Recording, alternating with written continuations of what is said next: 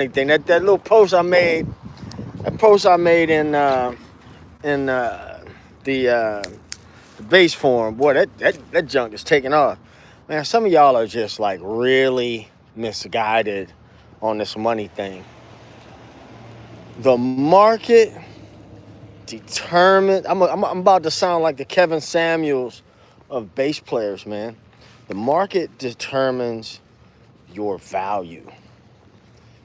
You understand what I'm saying? Now, there are different types of bands. You have, let's say you have a tribute band. Tribute bands get paid a lot of money. Tribute bands can get paid a lot of money. Even bad ones, right? Even bad ones, depending on how they handling their business. But what I consider bad, like for instance, there's a few Prince tributes out in the world. And some of them I think are really bad. Like, I think they're corny. I wouldn't go see them. I wouldn't pay money to go see them. But when you look at their numbers are hot. The venues be packed. Music be terrible, but the venues be packed. All that. So what I consider valuable and what the venue and what the other people watching that, this is common sense, common business mathematics, man. So you have people talk about, oh, don't play for less. Nah, everybody in that band has paid, they are making those wages because they've played a series of low-paying, shitty gigs. That's how they got their names out there. That's how they pay their dues, et cetera, et cetera. What's that? So, listen. So you got tribute bands. Then you might have your corporate or your wedding bands. Depending on the drive and if you have a rehearsal, a lot of wedding bands, if they in the same snap, a lot of wedding bands don't rehearse. That's just a matter of you knowing your shit and you showing up. How you get there? What's up, Scarabee from Paris? How do you think you get to the point? How do you think you get to the point where you can just show up and play a gig with no rehearsal? You get there through experience. How do you get experience? Sometimes playing for free. Sometimes playing for cheap. Sometimes. It's called paying your dues is what that is. So everybody that I've ever heard that want to beat on their chest, talking about, you ruin it for everybody if you play for cheap. No, you don't. No, you don't, because everybody plays for cheap at some point. You ruin it if you make a habit out of doing that shit all the time. That's when you ruin it for everybody, if you're doing it all the time. Sometimes you got to do it. So I said tribute bands, and then I said cover bands, like wedding bands. So in that wedding band arena, you got what? Corporate bands, so your function bands. Now for corporate events, my thing with corporate events is it shouldn't be less than $250 a man. It should never be less than $250 a man for corporate events, functions. It should be $250 and up. But how do you get into a band? How do you get into a band that's making that kind of money?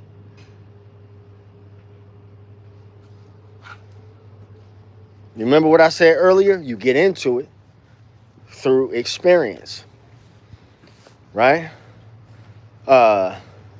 Patrick Kish says something. The dudes that bitch about cheap gigs don't play and aren't that good. Well, I don't know about the aren't that good part, but they don't play that much. And they don't play, I'm trying to be nice, but they don't play that much. And they probably don't play that much because they whining and bitching and complaining and stuff. Or they've worked their way to the point where they're like, I think I'm owed something, and I, but the market dictates the value. The market, it doesn't matter how you feel about it. Doesn't matter how I feel about it. Shit, I play bass. I don't own I do. I don't play professionally. I don't play a bass that didn't cost me around $2,000. Every last one of them. Every last one of them is expensive. My gear is nice. All that shit, expensive. I've invested in it. And don't nobody give a damn about that. Don't nobody care about that. I did that for me. I did that because that's what I wanted to do. It makes sense? How you doing? Another day in paradise. Another day in paradise. So we just got to be realistic about this shit, man. Gotta be realistic about this. I can always tell who's not playing. I had somebody, but to be honest with you, this is somebody that I really like too. So I'm not gonna call their name, and I'm really not talking shit on them either. But I had made a post about this same kind of thing before, where I was talking about the pay and shit like that, and they were like, "Oh yeah, but you should never do whoop de whoop de whoop." And then they called me for a gig, and how much the gig pay? $150. And it made sense for me to play that gig. It was $150 I didn't have before the gig. So I wouldn't play the gig. And I didn't complain about it. You know what I'm saying? I put some groceries in my fridge and some gas in my car, had some drinks, played bass, and called it a day. And went back home. You feel what I'm saying? So the market, now the place so private lessons, and I'm about to, you'll see some ads and stuff around. I'm gonna be teaching private lessons again. Man, listen, that's an area where I feel like undercutting is a bad thing. That's an area, especially with the internet. And let me tell you what I'm talking about. When I was taking lessons from people, when I took lessons, I've never paid less than $75 for a lesson, ever. Took lessons with, when I was in college, I had like my practicum teachers, you know what I'm saying? So I had my lessons at the school. But Mike Wilcox in Oakland was $70 an hour. Anthony Wellington, $75, $80 an hour. Glenn Richmond was like $80 an hour. But then you have college kids that they'd be like, well, I'm not gonna do a lesson for $80 an hour. I'm gonna do my lesson for $50 an hour or $40 an hour. And that now that is a problem. For lessons for an hour of my time, I think it is a fair rate for an hour of my time is $75 minimum. But then I also don't expect you to be a career student either. I ain't trying to retire off no students. You feel me? I ain't trying to retire off no students, man. Some people are professional students. And some people are grifter. I don't want to use the word grifter, but sometimes people are like,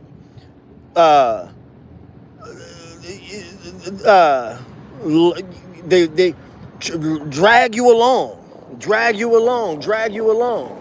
and it be some shit that just like, well, you ain't practicing none of this shit. And I mean, there's one thing, like, especially, and me and Kyle talked to, I can't say what me and Kyle talked about because some of that is private. But all I'm saying is that that's a place where I think it's problematic to be undercutting people, right? The internet has already done that. And and this is why I'm trying to pull back on some of the shit that I be putting out for free, because I done sat there on a live stream. I done sat there when I'm like being real serious. I done sat down there and gave shit, and I'm like, I ain't got a super chat or nothing because societally we have gotten used to getting a whole bunch of free shit. You dig? Chevy Dye says a good private instructor is hard to find. Yes, because teaching and playing are two different things. I've had impactful lessons from people whose playing I was not impressed by. Ooh, let me say that again. I've had impactful lessons from people whose playing I wasn't impressed by at all. Not at all. Not at all. So, you know, but what I do know the world of the blue collar bass player. I do know what it's like to put on a hard hat, get a call last minute to go play a gig, show up to do the gig, and I'm gonna say, hey, look, is it worth my goddamn time to do the gig? And yeah, there's been times where somebody say, well, man, can you come out and do a gig, you know? And I know it's gonna be a couple of $100 after tips or whatever. And I don't feel like it. But then me as an adult, I have to say, am I relying on being a bass player to feed myself? You know, did I put myself in that position? Do you understand what I'm saying? So, you know, I got other ventures that I be doing, man. You know, this being one of them. And some of y'all like Chevy Dye got his own thing going on, got a family and all that stuff. Like, man, you know, got to keep it in perspective. That's all. But y'all share this with somebody because I really want to talk about it. And just go for bass players, keyboard players, whoever, especially young musicians now with AI. Okay, with AI. Do you know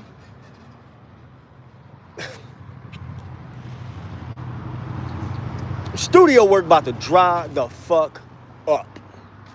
You hear me? It's already, I don't play nearly as much studio gigs as I used to. Nearly. Now I did play on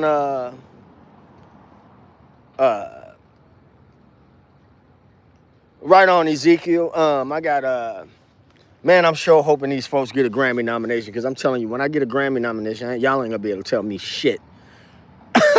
I'm just kidding. Perspective is everything. The market determines the value. You also, you know, again, I'm not going to play for cheap all the time. I'm not going to do it all the time. But I'm also not going to just walk in with my chest out and say, don't you know who the fuck I am? You need to pay me all this money. And they'll say, well, we would love to pay you this money. We would love to be able to pay you this money, but we ain't got it. We would love to pay you this money, but we ain't got it. Then what do you do? What do you do? And this battle between nightclubs, let's talk about nightclubs, right? Because I live in a town where there's bars and there's venues. And I'm not saying that they all right. I mean, there's some shit that needs to be fixed with the infrastructure around here. But the club gotta eat too. If the club don't exist, then where you gonna play? You know what I'm saying? Perspective is everything. I gotta get out of here, y'all. Y'all know what it is. It ain't rocket science, it's pocket science. Peace. 2 fingers.